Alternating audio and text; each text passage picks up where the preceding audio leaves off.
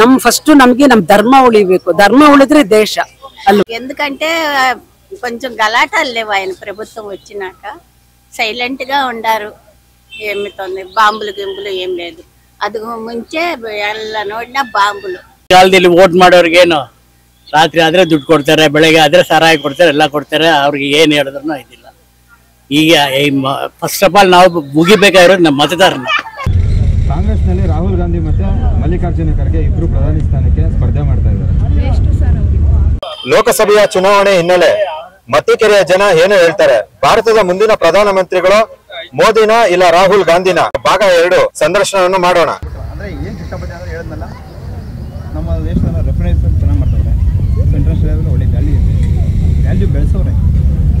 So ಏನಂತಾರೆ, ನಮ್ಮದು ಎಲ್ಲ ಏನು ಶೃಂಗಸಭೆ ಅದು ಇದು ಅಂತ ಮಾಡ್ತಾರೆ. ಮನೆ ತಿಳ್ಕೊಳ್ತೀವಿ ಮಾಡ್ತಾರೆ. ಸೊ ನಮಗೆ ಇದಕ್ಕೊಂದು ಕಾಯಂ ಸ್ಥಾನ ಇಲ್ಲ. ಸೊ ಆಲ್ಮೋಸ್ಟ್ ನಮ್ಮದು ಸೆಕೆಂಡ್ ಕಂಟ್ರಿ ಆಗುತ್ತೆ ವರ್ಲ್ಡ್ ಪಾಪ್ಯುಲೇಷನಲ್ಲಿ. ಸೊ ನಮ್ಗೆ ಇನ್ನೂ ಸಹ ನಾವು ಆರ್ಗನೈಸೇಷನ್ ಮಾಡೋಕ್ಕಾಗ್ತಾಯಿಲ್ಲ. ನಮ್ಗೆ ಕಾಯಂ ಸ್ಥಾನ ಇಲ್ಲ. ಇದು ಫೀಲ್ ಆಗ್ತಿದೆ. ದಯವಿಟ್ಟು ಅದ್ರ ಬಗ್ಗೆ ಲೆವೆಲ್ಲು ಸಹ ಇದನ್ನು ಫೈಟ್ ಮಾಡಬೇಕಂದ್ರೆ ಮೋದಿನೇ ಬರಬೇಕು. ಬೇರೆಯವ್ರು ಬಂದರೆ ಅದು ಬೇರೆ ಆಗುತ್ತೆ ಸರ್. ಕಂಟ್ರೋಲರ್ ಆಗ್ಬಿಡ್ತಾರೆ. ಇವ್ರು ಅದ್ರಲ್ಲಿ ಲೀಡರ್ ಆಗ್ತಾರೆ. ಇವ್ರು ಕಂಟ್ರೋಲ್ ಮಾಡೋಕ್ಕೆ ಟ್ರೈ ಮಾಡ್ತಾರೆ. ಸೊ ಅದಕ್ಕೆ ಮೋದಿಗೆ ಕೊಡೋಕ್ಕೆ. ಓಕೆ, ಇವರ ಸ್ನೇಹಿತರು ಮತ್ತೊಬ್ಬರು ಇದ್ದಾರೆ, ಅವ್ರನ್ನ ಮಾತಾಡ್ಸಕ್ಕಂಥ ಪ್ರಯತ್ನವನ್ನು ಮಾಡೋಣ. ಸರ್, ನಿಮ್ಮ ಹೆಸರು? ಎಷ್ಟನೇ ಸರಿ ನೀವು MP ಎಲೆಕ್ಷನ್ ವೋಟ್ ಹಾಕ್ತೀವಿ? ಭಾರತದ ಮುಂದಿನ ಪ್ರಧಾನಿಗಳು ಯಾರಾಗಬೇಕು ಅಂದ್ಕೊಂಡಿದ್ದಾರೆ? ನರೇಂದ್ರ ಮೋದಿ ಅವರು. ಯಾಕೆ ಸರ್? ಅವ್ರು ಯಾಕೆ ಅಂತಂದರೆ ದೇಶದ ಭದ್ರತೆ ಕಾಪಾಡೋದ್ರಲ್ಲಿ ನಂಬರ್ 1 ಸ್ಥಾನ ಬಂದಿದ್ದಾರೆ. ಮೇಲೆ ಕಮ್ಮಿ ಆಗಿದೆ. ತುಂಬ ಮಿಲಿಟ್ರಿ ಪೊಸಿಷನ್ಗಳು ತುಂಬ ಸ್ಟ್ರಾಂಗ್ ಆಗಿದೆ ಅಂತ. ಅವರೇ ಮುಂದೆ ಇತ್ತಂದರೆ ಇನ್ನೂ ತುಂಬ ಚೆನ್ನಾಗಿ ಮಾಡೋ ಥರ ಇದೆ. ಕಾಂಗ್ರೆಸ್ ಕೂಡ ಸ್ಪರ್ಧೆ ಮಾಡ್ತಾ ಇದೆ ಪ್ರಧಾನಿ ಸ್ಥಾನ. ಕಾಂಗ್ರೆಸ್ ಸ್ಪರ್ಧೆ ಮಾಡಿದ್ರೆ ಅವ್ರಿಗೆ ಮೋದಿಗೆ ಅಪೋಸಿಟಾಗಿ ನಿಂತ್ಕೊಳ್ಳೋಂಥ ಲೀಡರ್ಸ್ ಶಕ್ತಿ ಯಾವುದೂ ಇಲ್ಲ. ಎಲ್ಲ ಬರೀ ಅವ್ರದ್ದು ಒಳಗೆ ಜೊತೆ ಇದೆ. ಅವರಾಗ ಅವ್ರು ಗೆದ್ದರೂ ಕೂಡ ಅವರು ಜಾಸ್ತಿನೇ ಇರೋಕ್ಕೆ ಚಾನ್ಸ್ ಇದೆ. ಎಲ್ಲ ಮಿಕ್ಸ್ ಮೈತ್ರಿಕೂಟದಲ್ಲಿ ಮಾಡ್ತಾ ಇದ್ದಾರೆ. ಅದನ್ನ ಸರ್ ನಿಂತ್ಕೊಂಡು ಗೆದ್ರೂ ಗೆಲ್ಲಕ್ಕೆ ಚಾನ್ಸಸ್ ಇಲ್ಲ. ಗೆದ್ರೂ ನಿಂತ್ಕೊಳ್ಳೋದಿಲ್ಲ. ಅಂದರೆ ನಾಯಕರಿಲ್ಲ ಅಂತ ಹೇಳ್ತಾ ಇದ್ದಾರೆ. ಒಳ್ಳೆ ನಾಯಕರಿಲ್ಲ. ಸರಿ ಸರ್, ಧನ್ಯವಾದ. ನಿಮ್ಮ ಹೆಸರು ಮೇಡಮ್? ಭಾರತದ ಮುಂದಿನ ಪ್ರಧಾನಮಂತ್ರಿಗಳು ಯಾರಾಗಬೇಕು? ಮೋದಿನೇ ಆಗಬೇಕು ಸರ್. ಅವರೇ ಆಗಬೇಕು. ಯಾಕೆ ಮೇಡಮ್? ಮೋದಿ ಅಂತ ಆದರ್ಶ ಪುರುಷ ಸರ್. ಈಗ ಮತ್ತೆ 500 ವರ್ಷ ಆದಮೇಲೆ ಮೋದಿ ಶ್ರೀರಾಮನ ಥರ ಬಂದಿದ್ದಾರೆ ಸರ್. ರಾಮರಾಜ್ಯ ಸ್ಥಾಪನೆ ಆಗಬೇಕು ಅಂದರೆ ಮೋದಿ ಬರಲೇಬೇಕು. ನಮ್ಮ ಈಗಿನ ಜನ ಬುದ್ಧಿವಂತರಾಗಬೇಕು ಸರ್. ಈಗಲಾದರೂ ಪ್ರಯತ್ನಪಟ್ಟು ಮೋದಿನ ಗೆಲ್ಲಿಸಬೇಕು. ರಾಮರಾಜ್ಯ ಸ್ಥಾಪನೆ ಆಗಬೇಕು. ಮೋದಿಗೆ ಯಾವ ಸ್ವಾರ್ಥನೂ ಇಲ್ಲ, ಯಾವ ಸಂಬಂಧನೂ ಇಲ್ಲ. ಅವ್ರಿಗೆ ಹೆಂಡತಿ ಮಕ್ಕಳು ಸಂಸಾರ ಏನೂ ಇಲ್ಲ. ಅವರು ಸಿಂಗಲ್ ಆರ್ಮಿ. ಅವರು ದೇಶಕ್ಕೋಸ್ಕರ ಹುಟ್ಟಿದ್ದಾರೆ, ದೇಶನ ಮುಂದುವರಿಸ್ತಾರೆ. ದೇಶಕ್ಕೆ ಇಂಟರ್ನ್ಯಾಷನಲ್ ಲೆವೆಲಲ್ಲಿ ಅವ್ರ ದೇಶನ ಮುಂದಿದ್ದಾರೆ. ಕಾಂಗ್ರೆಸ್ನಲ್ಲಿ ರಾಹುಲ್ ಗಾಂಧಿ ಮತ್ತು ಮಲ್ಲಿಕಾರ್ಜುನ ಖರ್ಗೆ ಇಬ್ಬರು ಪ್ರಧಾನಿ ಸ್ಥಾನಕ್ಕೆ ಸ್ಪರ್ಧೆ ಮಾಡ್ತಾ ಇದ್ದಾರೆ. ಎಷ್ಟು ಸರ್ ಅವರಿಗೆ? ಮಲ್ಲಿಕಾರ್ಜುನ ಖರ್ಗೆ ಬಂದು ಅನುಭವಿಸ್ತಾರಲ್ವಾ? ಆದ್ರೂ ಅನುಭವಿ ರಾಜಕಾರಣಿ. ಅದು ಪಕ್ಷನ ಬದಲಾಯಿಸ್ತಾರೆ ಸರ್. ಸ್ವಾರ್ಥಿಗಳು ಸರ್ ಅವರೆಲ್ಲ. Rahul Gandhi waste fellow sir ನನ್ನ ದೃಷ್ಟಿಯಲ್ಲಿ. ಅವರು ಅವಾಗ ಒಂದ್ಸರಿ ಇಂದಿರಾ ಕ್ಯಾಂಟೀನು ಓಪನ್ ಮಾಡೋಕ್ಕೆ ಹೋದಾಗ ಅಮ್ಮ ಕ್ಯಾಂಟೀನ್ ಅಂತ ಹೇಳಿದ್ರು ಸರ್. ಅವ್ರಿಗೇನೂ ಇಲ್ಲ ಸರ್ ರಾಜಕೀಯದ ಬಗ್ಗೆ. ವೇಸ್ಟ್. ಫೈನಲ್ ಆಗಿ ಏನು ಹೇಳ್ತೀರ? ಮೋದಿ ಬರ್ಬೇಕು ಸರ್. ಜನ ದೇಶ ಉದ್ಧಾರ ಆಗ್ಬೇಕಂದ್ರೂ ಮೋದಿ ಬಂದೇ ಬರ್ಬೇಕು ಸರ್. ಅವ್ರು ಬರ್ದಿದ್ರೆ ದೇಶ ಮಾರ್ಕಂತ ತಿಂದ್ಬಿಡ್ತಾರೆ ಸರ್ ಕಾಂಗ್ರೆಸ್. JP ಪಾರ್ಕ್ ನಲ್ಲಿ ನಮ್ಗೆ ಮತ್ತೊಬ್ರು ಹಿರಿಯರು ಸಿಕ್ಕಿದ್ದಾರೆ. ನಾವು ಮಾತಾಡ್ಸಕ್ಕಂತ ಪ್ರಯತ್ನವನ್ನು ಮಾಡೋಣ. ಸರ್, ನಮಸ್ತೆ. ನಮಸ್ತೆ ಸರ್. ನಿಮ್ಮ ಹೆಸರು ಸರ್? ಗುಣಶೇಖರನ್. ಸರ್, MP ಎಲೆಕ್ಷನ್ ಅಲ್ಲಿ ನೀವು ಎಷ್ಟನೇ ಸರಿ ವೋಟ್ ಹಾಕ್ತಾ ಇದ್ದೀರಾ? ನಾನು ಒಂದು 6 ಸರಿ ಹಾಕಿದ್ದೀನಿ ಸರ್. ಈಗ ಮುಂದೆ ಮುಂದೆ ಅವರು ಮೋದಿನೇ ಬರಬೇಕು ಅಂತ ಇಷ್ಟಪಡ್ತಾ ಇದೀವಿ ಸರ್. ಯಾಕೆ? ಅವ್ರು ಬಂದ್ರೆ ಸ್ವಲ್ಪ ಬಡವ್ರಿಗೆಲ್ಲ ಒಳ್ಳೇದಾಗ್ತದೆ. ಇನ್ನು ಏನೇನು ಒಳ್ಳೇದ್ ಮಾಡಿದ್ದಾರೆ ಅಂತ ಮೋದಿ ಅವರು? ಏನು ಎಲ್ಲಾರ್ಗೂ ಕೆಲಸ ಕಾರ್ಯ ಎಲ್ಲ ಒಳ್ಳೇದಾಗ್ತದೆ. ಸ್ವಲ್ಪ ಪಿಂಚಣ ಅದು ಇದೆಲ್ಲ ಬರ್ತದೆ. ಅದರಿಂದ ಅವರೇ ಬರಬೇಕು ಅಂತ ನಾವು ಇಷ್ಟಪಡ್ತಾ ಇದೀವಿ ಸರ್, ಅಷ್ಟೇ. ಕಾಂಗ್ರೆಸ್ ಕೂಡ ಸ್ಪರ್ಧೆ ಮಾಡ್ತಾ ಇದೆಯಣ್ಣ. ಕಾಂಗ್ರೆಸ್ ಅವ್ರು ಬಂದ್ರು ಏನ್ ಸರ್, ಬರೋದು ಯಾರಿದ್ರು ಅದೇ ನಡೆಯೋದು ನಮ್ದು ನಡೀತಾ ಇದೆ. ಮೋದಿ ಬಂದ್ರೆ ಸ್ವಲ್ಪ ಇನ್ನೂ ಒಳ್ಳೇದಾಗ್ತದೆ ಅಂತ ಇಷ್ಟಪಡ್ತಾ ಇದೀವಿ. ನಮಸ್ಕಾರ. ನಿಮ್ಮ ಹೆಸರಣ್ಣ? ಮೂರ್ತಿಯಿಂದ. ಅಣ್ಣ, MP ಎಲೆಕ್ಷನ್ ಅಲ್ಲಿ ನೀವು ಎಷ್ಟನೇ ಸರಿ ವೋಟ್ ಹಾಕ್ತಾ ಇದ್ದೀರಾ? 3ನೇ ಸರಿ 4ನೇ ಸರಿ ಆಗ್ತಾ ಇದೆ.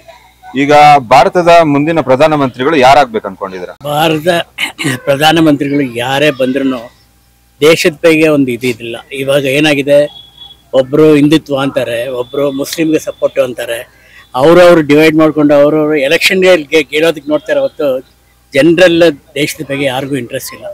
ಪಾರ್ಟಿ ಬರಬೇಕು, ಇವ್ರಿಗೆ ಇವ್ರ ಪಾರ್ಟಿ ಬರಬೇಕು, ಅವ್ರಿಗೆ ಆ ಪಾರ್ಟಿ ಬರಬೇಕು, ರೂಲಿಂಗಲ್ಲಿ ಇರಬೇಕು ಅಂತ ಆಸೆ ಬಿಡ್ತಾರೆ ಹೊತ್ತು ಜನರಲ್ ಆಗಿ ಮಿಡ್ಲ್ ಕ್ಲಾಸ್ ಪೀಪಲ್ಗೆ ಏನೂ ನಡೀತಾ ಇಲ್ಲ. ಇರೋ ಸ್ಥಿತಿನಲ್ಲಿ ಜನರಲ್ ಇದರಲ್ಲಿ ಸೀನಿಯರ್ ಸಿಟಿಸನ್ಗಾಗಲಿ ಇಲ್ಲ ಮಿಡ್ಲ್ ಕ್ಲಾಸ್ ಪೀಪಲ್ಗಾಗಲಿ ಏನೂ ಒಳ್ಳೇದು ಆಗ್ತಾ ಇಲ್ಲ. ಬೆಲೆಗಳಂತೂ ರೈಸ್ ಆಗ್ತಾನೆ ಇದೆ, ಅಲ್ಲಿ ಅದಕ್ಕೆ ತಕ್ಕ ವರಮಾನ ಇಲ್ಲ.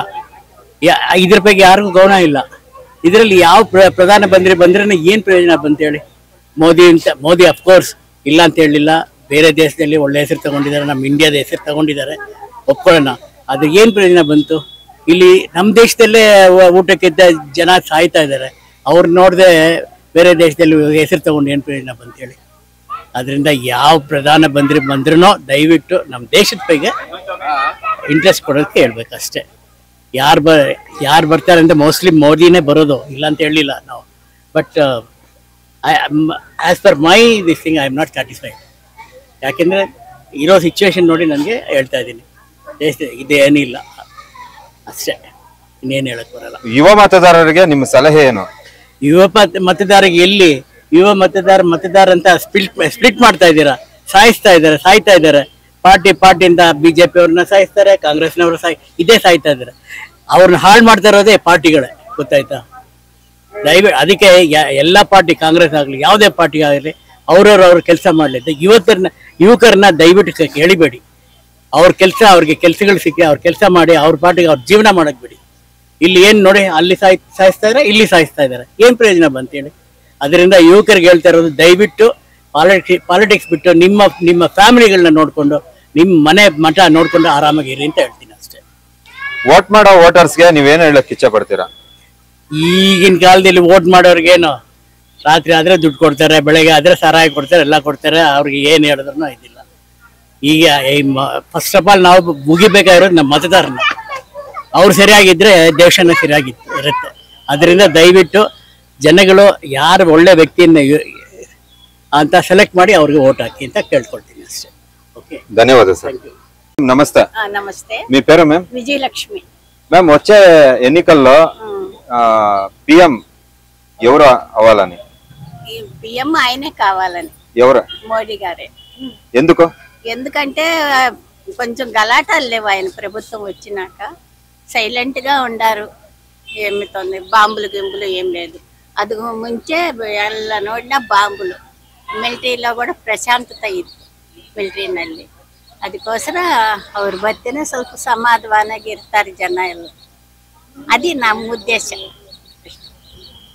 కాంగ్రెస్ వాళ్ళు ఉండారు కదా, కాంగ్రెస్ వాళ్ళు వాళ్ళు పార్టిసిపేట్ చేస్తా ఉండారు. వాళ్ళు చెయ్యాలి కదా, వాళ్ళు చెయ్యాలా వీళ్ళు చెయ్యాలా. అప్పుడు ఎవరు ప్రభుత్వం జనానికి ఏది ఒప్పికైతే ఎవరికి ఓటు ఆడతారు. ఫైనల్ గా మీరు ఏం చెప్తారు? ఫైనల్ ఏం పర్వాలేదు, ఆయనే వస్తేనే బాగుంటుంది. నెక్స్ట్ వాళ్ళే రావాలనా? వాళ్ళే రావాలండి. Thank you ma'am. ನಿಮ್ಮ ಹೆಸರಮ್ಮ? ಸರಸ್ವತಿ.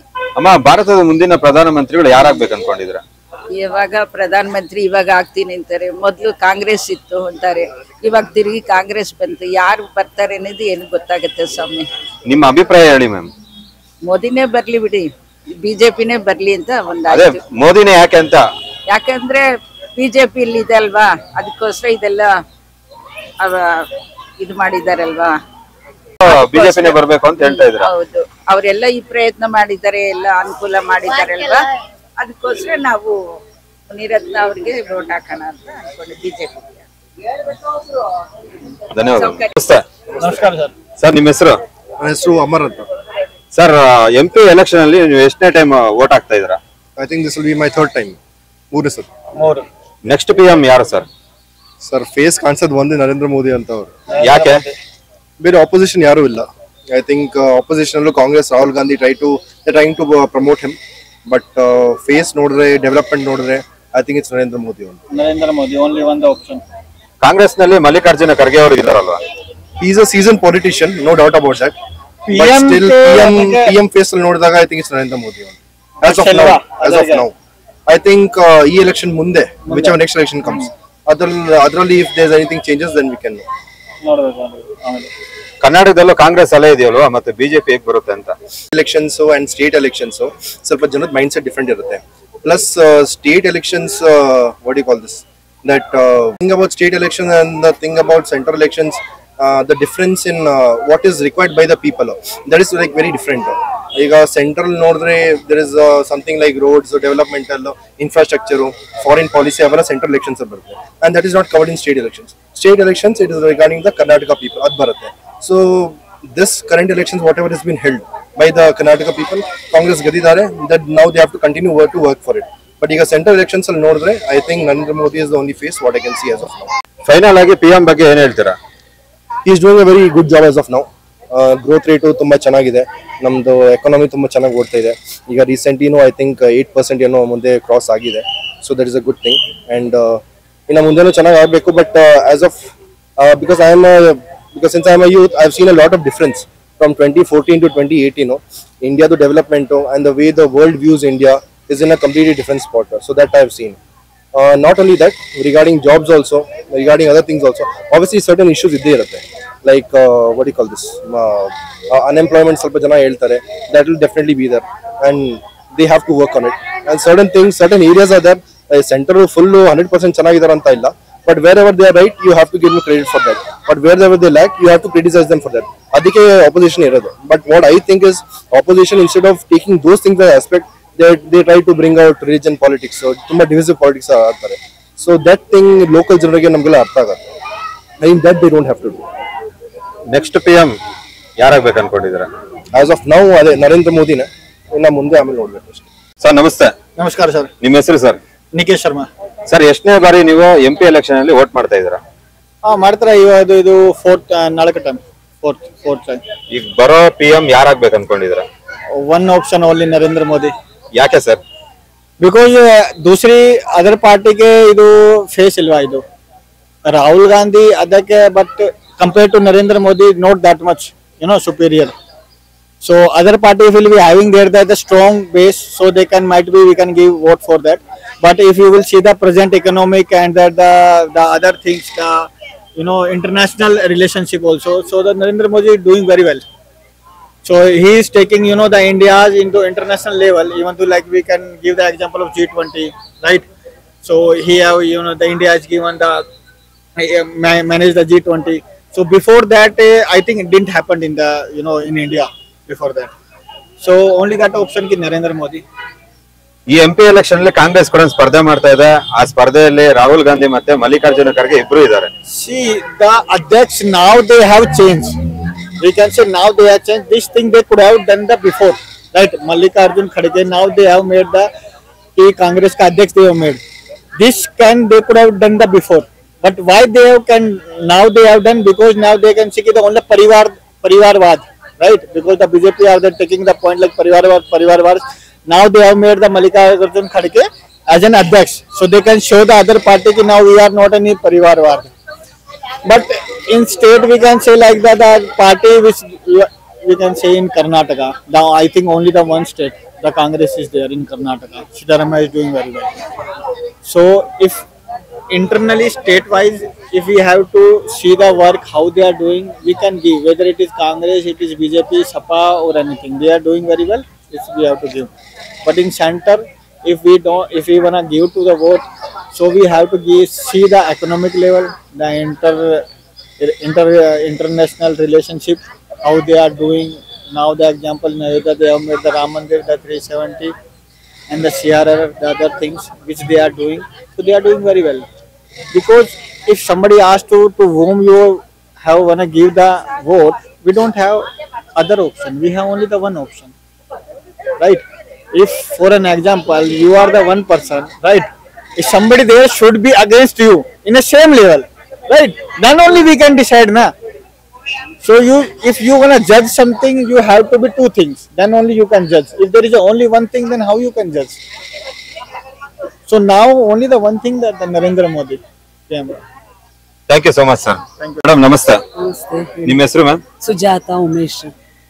ಮೇಡಮ್ ಇದು MP ಎಲೆಕ್ಷನ್ ಅಲ್ಲಿ ನೀವು ಎಷ್ಟನೇ ಬಾರಿ ವೋಟ್ ಹಾಕ್ತಾ ಇದ್ದೀರಾ? ನಾನು ಆಲ್ಮೋಸ್ಟ್ ಒಂದು 4 ಸತಿ, ನನಗೆ ಇವಾಗ 63 ಎಲ್ಲ ನನಗೆ ವೋಟಿಂಗ್ ರೈಟ್ ಬಂದಾಗಿಂದ ಹಾಕ್ತಾ ಇದ್ದೀನಿ ನಾನು. Next PM ಯಾರಾಗ್ಬೇಕು ಅನ್ಕೊಂಡಿದ್ರ? ಅದು ಎಲ್ರಿಗೂ ನರೇಂದ್ರ ಮೋದಿ ಅವರೇ ಸರ್. ಇನ್ಯಾರೋ ಅಷ್ಟು ಕೇಪಬಲ್ ಲೀಡರ್ ಯಾರು ಇಲ್ಲ. ನಮ್ಮ ಪ್ರಕಾರ ಅವರೇ. ಫಸ್ಟ್ ನಮ್ಗೆ ನಮ್ ಧರ್ಮ ಉಳಿಬೇಕು. ಧರ್ಮ ಉಳಿದ್ರೆ ದೇಶ ಅಲ್ವಾ? ನಮ್ ಧರ್ಮ ಉಳಿಸೋರು ಅವ್ರೊಬ್ರೇ ಅಂತ ಅನ್ಕೊಂಡಿದೀನಿ. ಕಾಂಗ್ರೆಸ್ ಕೈಯಿಂದ ಖಂಡಿತ ನಮ್ ಧರ್ಮ ಉಳಿಯಲ್ಲ. ಮತ್ತೆ ನೋಡಿ 500 ವರ್ಷದಿಂದ ಹೋರಾಟ ಮಾಡಿದ್ದಾರೆ ರಾಮ ಜನ್ಮಭೂಮಿಗೆ. ಇವತ್ತು ರಾಮ ದೇವಸ್ಥಾನ ಆಗಿರೋದು ಅವರಿಂದ. ಇನ್ನು ಬೇರೆ ಕಾಂಗ್ರೆಸ್ ಅವ್ರ ಕೈಯಲ್ಲಿ ಇದ್ದಿದ್ರೆ ಖಂಡಿತ ಆಗ್ತಿರ್ಲಿಲ್ಲ. ಇನ್ನೂ 500 ವರ್ಷ ಆದ್ರೂ ಆಗ್ತಿರ್ಲಿಲ್ಲ. ಮತ್ತೆ ನಮ್ಗೆ ಸ್ವತಂತ್ರ ಬಂದಾಗಿಂದ ಇದುವರೆಗೂ ನಾವ್ ಏನ್ ಡೆವಲಪ್ಮೆಂಟ್ ಕಂಡಿದೀವಿ? ಇವತ್ತು ದೇಶದಲ್ಲಿ ವಿಶ್ವದಲ್ಲಿ ನಮ್ ಮಾನ್ಯತೆ ಸಿಕ್ಕಿದೆ ಭಾರತಕ್ಕೆ ಅಂದ್ರೆ ನರೇಂದ್ರ ಮೋದಿ ಅವರು ಬಂದ ಮೇಲೆ ನಮ್ಗೆ ಮಾನ್ಯತೆ ಸಿಕ್ಕಿದೆ. ಇಲ್ಲದ್ರೆ ಭಾರತ ಅನ್ನೋದು ಎಲ್ಲೋ ಒಂದ್ ಕಡೆ ಇದನ್ನು ಈಗ ಎಷ್ಟು ಜನ ಇವರು ಎಲ್ಲಾ ಕಂಟ್ರಿಗೆ ಹೋದ್ರು ನರೇಂದ್ರ ಮೋದಿ ಅವ್ರಿಗೆ ಎಷ್ಟು ಗೌರವ ಕೊಡ್ತಾರೆ. ಈಗ ಎಲ್ಲಾ ದೇಶನೂ ನಮ್ ಕಡೆ ತಿರುಗಿ ನೋಡೋಂಗ ಮಾಡಿದ್ದಾರೆ. ಡೆವಲಪ್ಮೆಂಟ್ ಎಷ್ಟಾಗಿದೆ. ಹಂಗಾಗಿ ಕಾಂಗ್ರೆಸ್ ಬಂದ್ರೆ ಇನ್ನೂ ಹಾಳಾಗತ್ತೆ. ನಾ ಇದನ್ನ ಖಂಡಿತ ಹೇಳ್ತಾ ಇದೀವಿ. ಎಷ್ಟೋ ಜನದ ಅಭಿಪ್ರಾಯ ಖಂಡಿತ ನರೇಂದ್ರ ಮೋದಿ ಅವ್ರು ಬರ್ಬೇಕು. ನಮ್ ದೇಶ ನಮ್ ಧರ್ಮ ಉಳಿಬೇಕು ಅಷ್ಟೇ. ಯುವ ಮತದಾರರಿಗೆ ನಿಮ್ ಸಲಹೆ ಏನು? ಅವರು ಖಂಡಿತ ನರೇಂದ್ರ ಮೋದಿ ಅವರಿಗೆ ದೇಶದ ಮುಂದಿನ ಪೀಳಿಗೆ ಅವರೆಲ್ಲ ನರೇಂದ್ರ ಮೋದಿ ಅವರಿಗೆ ವೋಟ್ ಹಾಕಿ ಬಿಜೆಪಿ ಗೆಲ್ಲಿಸ್ಬೇಕು. ಬಹುಮತದಿಂದ 400 ಬರ್ಬೇಕು. ಅಬ್ಕಾ ಬಾ 400 ಪಾರ್ ಅಂತಿದಾರಲ್ಲ, 400 ಖಂಡಿತ ಬರ್ಬೇಕು ಅಂತ ನಾ ಹೇಳ್ತೀವಿ. ಮತದಾರರಿಗೆ ನೀವೇನ್ ಹೇಳಕ್ ಇಚ್ಛೆ ಪಡ್ತೀರಾ? ಅದಕ್ಕೆ ಬಿಜೆಪಿ ನಮ್ ದೇಶ ಉಳಿಬೇಕು. ನಮ್ಮ ನರೇಂದ್ರ ಮೋದಿ ಅವ್ರು ಇನ್ನೂ ಇದಕ್ಕೆ ಟರ್ಮ್ಗೆ ಅವ್ರ ಇದಾಗ್ಬೇಕು, ಪ್ರಧಾನ ಮಂತ್ರಿ ಆಗ್ಬೇಕು ಅಂತ ಹೇಳ್ತಾ ಇದೀವಿ. ಕಾಂಗ್ರೆಸ್ ಕೂಡ ಸ್ಪರ್ಧೆ ಮಾಡ್ತಾ ಇದೆ. ಪ್ರಧಾನಿ ಸ್ಥಾನಕ್ಕೆ ಕಾಂಗ್ರೆಸ್ ಕೂಡ ಸ್ಪರ್ಧೆ ಮಾಡ್ತಾ ಇದ್ದಾರೆ. ಇವ್ರಿಗೆ ಒಬ್ರು ಬೇಕೇ ಬೇಕಲ್ಲ ಸರ್. ಒಬ್ರು ರೂಲಿಂಗ್ ಇದ್ರೆ ಇನ್ನೊಬ್ರು ಅದಕ್ಕೆ ಅಪೋಸಿಷನ್ ಇರ್ಲೇಬೇಕಲ್ಲ. ಮಾಡ್ತಿದ್ದಾರೆ ಅಷ್ಟೇ, ಗ್ಯಾರಂಟಿ ಇಲ್ಲ. ನಾಯಕರಿಲ್ಲ ಅಂತ ಹೇಳ್ತಾ ಇದ್ದಾರೆ. ನಾಯಕರಿಲ್ಲ, ಯಾರು ಕೇಪಬಲ್ ಯಾರು ಇಲ್ಲ ಸರ್. ಯಾರು ಇದಾರೆ? ಈಗ ರಾಹುಲ್ ಗಾಂಧಿ ಅವ್ರ ಕೈಗೆ ಏನಾದ್ರು ನಾವು ಅವ್ರಿಗೆ ಅಧಿಕಾರ ಕೊಟ್ರೆ ನಡ್ಸಕ್ ನಮ್ಗೆ ಎಷ್ಟು ವರ್ಷ ನರೇಂದ್ರ ಮೋದಿ ಅವರು ಯಾವ ಗೌರವ ಗಳಿಸ್ಕೊಂಡ್ ಬಂದಿದ್ರು ಅದಷ್ಟು ಪೂರಿ ಹಾಳಾಗತ್ತೆ ಅಷ್ಟೇ, ಇನ್ನೇನು ಇಲ್ಲ.